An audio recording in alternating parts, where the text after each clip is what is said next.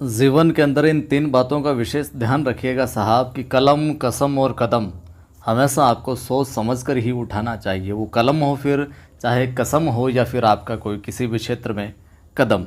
नमस्कार, जय हिंद। मैं हूं आपका दोस्त कवि आदि गणेश। स्वागत करता हूं आप तमाम साथियों का। हिंदी साहित्य इतिहास जो प्रश्नोत्तरी हमने प्रारंभ कर रखी है व्याख्यात्मक रूप से, गत विभिन्न परीक्षाओं में आए हुए सवाल भी यहाँ पर मैं शामिल कर रहा हूँ और कुछ नए सवाल भी यहाँ पर मैं संकलित करता चल रहा हूँ। टेस्ट सीरीज संख्या ये 22 है। इससे पहले की वीडियो आपने नहीं देखी तो प्लेलिस्ट में जाकर आप देख सकते हैं। वीडियो अच्छा लगता ही होगा, उम्मीद करता हूँ मैं ऐसी। अगर अच्छा लगता है तो फिर लाइक कर दिया करें, सभी दोस्तों को सभी ग्रुप में शेयर कर दिया करें ताकि वो भी जुड़कर इसका लाभ ले सके। बिल्कुल निःशुल्क रूप से चल रही है यहाँ पर। और पहली बार आप चैनल पर ये वीडियो देख रहे हो, चैनल को सब्सक्राइब कीजिए, घंटे वाले निशान पर क्लिक कीजिए ताकि हर वीडियो की सूचना मिले। टेलीग्राम चैनल को भी आप ज्वाइन कर लीजिए। कवि आदि गणेश हिंदी नाम से टेलीग्राम चैनल है, जिस पर 7000 या यूँ कहें 7100 लोग जुड़ चुके हैं, 7100 लोग जुड़ चुके हैं। यहाँ पर भी मैं सवाल सूचना वगैरह डालता रहता हूँ।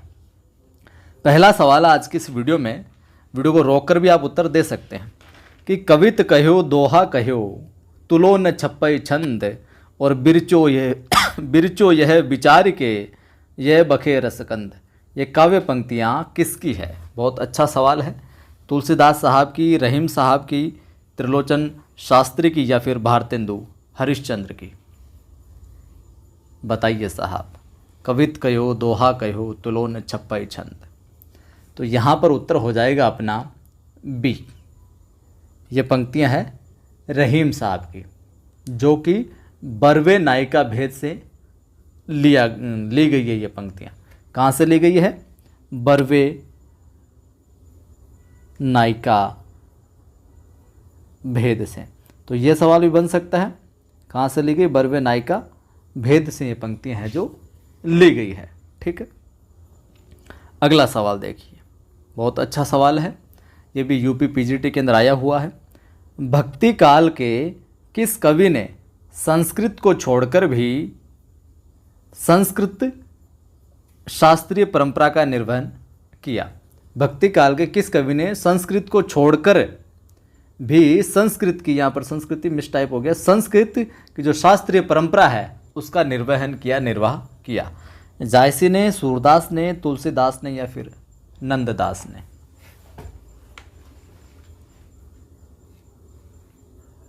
रोज़ अपनी ये क्लास 8 बजे अपलोड होती है, किसी कारणवश आज अब देरी से अपलोड हो रही है, तो उत्तर हो जाएगा यहाँ पर सी।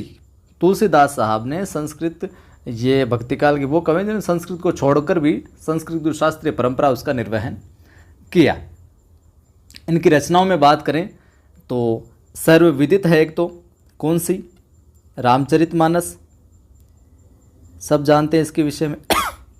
रामचरित मानस। इसके अतिरिक्त इनकी रचनाओं में बात करें तो कवितावली, और हम इनकी रचनाओं में बात करें दोहावली। ये रचनाएं आपको सुनी होगी और बार बार पढ़ोगे तो याद हो जाए, क्योंकि इनसे ये सवाल इस प्रकार भी बन सकता है, निम्न में से तुलसीदास की रचना नहीं है, तो रामचरितमानस, कवितावली, दोहावली दे दिया, एक और कोई रचना दे दी, तो आपको इनकी रचनाएं पूरी याद होनी चाहिए, क्योंकि ये महत्वपूर्ण हस्ताक्षर अपने भक्तिकाल के अंदर। एक रचना मिलती है इनकी विनय पत्रिका। विनय पत्रिका के अतिरिक्त बात करें तो गीतावली, और हम बात करें बरवे रामायण। अब यहाँ पर थोड़ा सा आप ध्यान में रखिएगा, बरवे रामायण।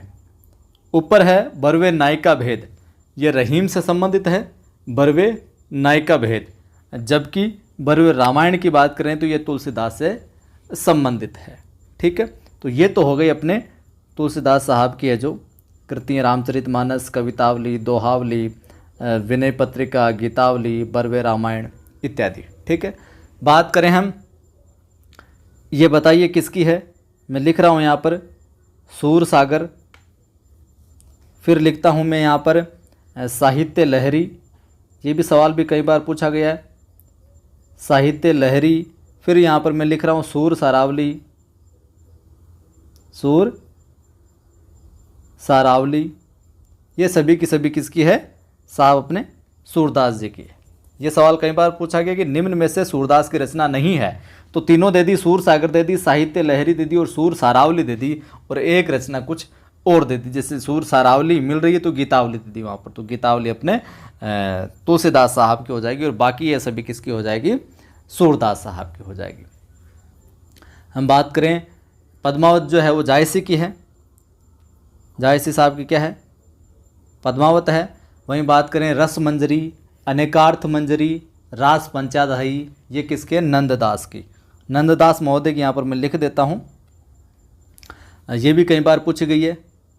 अनेकार्थ मंजरी पहले तो लिख लीजिए, रस मंजरी, विशेष तौर से जो ये अपने रास पंचाध्यायी है, ये कई बार रचना है जो पूछी गई है सीधी सीधी कि रास पंचाध्यायी के रचनाकार कौन है। तो इस प्रकार से अपनी ये क्लास चलती है। अभी तक भी लाइक नहीं किया तो लाइक कर दें, शेयर कर दें आप। अगला सवाल है, रहीम द्वारा कृत मदनाष्टक की भाषा है। कल की वीडियो में मैंने आपको ये बताया था कि रहीम की कौन कौन सी कृतियाँ हैं जिनमें मदनाष्टक आई थी, लेकिन आज का ये सवाल है कि रहीम कृत जो मदनाष्टक इसकी भाषा क्या है, किस भाषा में ये कृत है, खड़ी बोली में, अवधी में, ब्रज में, या फिर राजस्थानी में। ये भी यूपी पीजीटी के अंदर आया, टीजीटी में आया हुआ सवाल है। उत्तर हो जाएगा यहाँ पर ए, रहीम द्वारा कृत मदनाष्टक की भाषा क्या है, खड़ी बोली है। अब देखिए इनकी जो मदनाष्टक है, जो ये खड़ी बोली में रचित काव्य ग्रंथ है, इसके अतिरिक्त मैं बात करूँ तो रहीम ने अवधी भाषा में भी लिखा है। किस में लिखा है, अवधी भाषा में भी लिखा है। और अवधी में क्या लिखा है इन्होंने, रहीम सतसई। तो मदनाष्टक की तो हो जाएगी खड़ी बोली, अवधी में रहीम सतसई लिखा है इन्हें। और बरवे नायिका भेद लिखा है, बरवे नायिका भेद, बरवे नायिका भेद। और बात करें हम आगे तो ब्रज भाषा में इन्होंने रहीम दोहावली की रचना की है, ब्रज भाषा में देखने को मिलती है रहीम दोहावली। ठीक है, अगला सवाल देखिए साहब, तुलसीदास किस दार्शनिक मत के भक्त कवि हैं। तुलसीदास साहब किस दार्शनिक मत के भक्त कवि हैं, अद्वैतवाद के, द्वैतवाद के, विशिष्टाद्वैतवाद के, या फिर शुद्धाद्वैतवाद के। तो क्या उत्तर हो जाएगा साहब, उत्तर हो जाएगा यहाँ पर विशिष्टाद्वैतवाद। उत्तर क्या हो जाएगा, विशिष्टाद्वैतवाद। और विशिष्टाद्वैतवाद किससे संबंधित है, विशिष्ट कौन है, राम के अनुज रामानुजाचार्य से संबंधित है। तो राम भक्ति शाखा के जो सर्व प्रमुख कवि संत कौन रहे हैं, आचार्य गोस्वामी, तुलसीदास साहब रहे। जो आचार्य रामानुजाचार्य का जो दार्शनिक मत था, विशिष्टाद्वैतवाद किसका है, रामानुजाचार्य का, रामानुजाचार्य का। इस मत के ये समर्थक है जो रहे हैं या यूँ कहें तुलसीदास साहब है जो इनके इस मत से क्या सर्वाधिक प्रभावित थे। वहीं मैं बात करूं भक्तिकाल की जो निर्गुण काव्य धारा के जो संत हैं, कौन, कबीर साहब। ये शंकराचार्य का क्या था, अद्वैतवाद। शंकराचार्य साहब का कौन सा था, अद्वैतवाद, इससे प्रभावित थे। अद्वैतवाद के सामने मैं लिख देता हूँ कबीर साहब इससे प्रभावित थे, और ये किनका था, शंकराचार्य का। अद्वैतवाद शंकराचार्य से रिलेटेड था और कबीर इस मत से जो प्रभावित थे। ठीक है, द्वैतवाद के प्रवर्तक की बात करें मध्वाचार्य, और शुद्धाद्वैतवाद की बात करें तो विष्णु स्वामी कह सकते हैं। ठीक है, अगला सवाल देखिए साहब, अगला सवाल है कबीर परिचय। कबीर परिचय के रचनाकार कौन है, नाभादास, अनंतदास, धर्मदास, या फिर सुंदरदास। उत्तर हो जाएगा साहब, क्या हो जाएगा, आसान सवाल है, कई बार पूछा गया है। उत्तर हो जाएगा अनंतदास। कबीर परिचय के रचनाकार कौन हो जाएंगे, अनंतदास हो जाएंगे। और जो नाभादास है, नाभादास की तो कई बार पूछी गई, नाभादास की रचना क्या है, भक्तमाल। भक्तमाल और अष्टयाम भी देखने को मिलती है। भक्तमाल में 200 कवियों का जीवन वृत्त है, और उनकी जो भक्ति की भक्ति से संबंधित बातें हैं वो 316 छप्पयों में लिखी गई है। 316 छप्पई जो छंद है उसमें लिखी गई है। अष्टयाम जो है अवधी और ब्रज भाषा में दोहा चौपाई शैली में राम सीता का वर्णन देखने को मिलता है। अष्टयाम जो रचना है इनकी वो अवधी और ब्रज भाषा में है, जिसमें दोहा और चौपाई शैली में किसका वर्णन मिलता है? अष्टयाम में राम सीता का, अष्टयाम में राम सीता का वर्णन देखने को आपको मिलेगा साहब इसमें।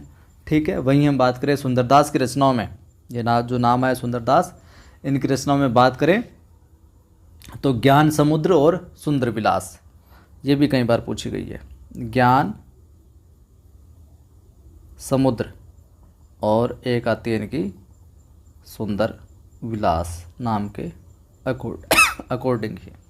ठीक है, तो ये थे आज की इस कक्षा के अंदर अपने कुछ सवाल। वीडियो अच्छा लगा है तो फिर लाइक कर दें, शेयर कर दें सभी ग्रुप में सभी दोस्तों के साथ। पहली बार देख रहे हो सब्सक्राइब कर बेल आइकन क्लिक कर लो। टेलीग्राम चैनल का लिंक आपको डिस्क्रिप्शन में मिल ही जाएगा, कवि आदि गणेश हिंदी नाम से, जिस पर 7100 से अधिक लोग जुड़े हुए हैं। ज्वाइन कीजिए, वहाँ पर भी मैं सवाल सूचना वगैरह डालता रहता हूँ। और पढ़ाई को लेकर अगर आप डिमोटिव रहते हैं तो मेरा एक दूसरा यूट्यूब चैनल है जिसका नाम है आदि की आवाज़। आदि की आवाज़ नाम से दूसरा यूट्यूब चैनल है जिस पर मैं मोटिवेशनल वीडियो डालता हूँ पढ़ाई से संबंधित। आप वहाँ पर भी जाकर वीडियो देख सकते हैं, यकीनन आपको कुछ न कुछ नया सीखने को मिलेगा। जय हिंद, फिर मिलता हूँ।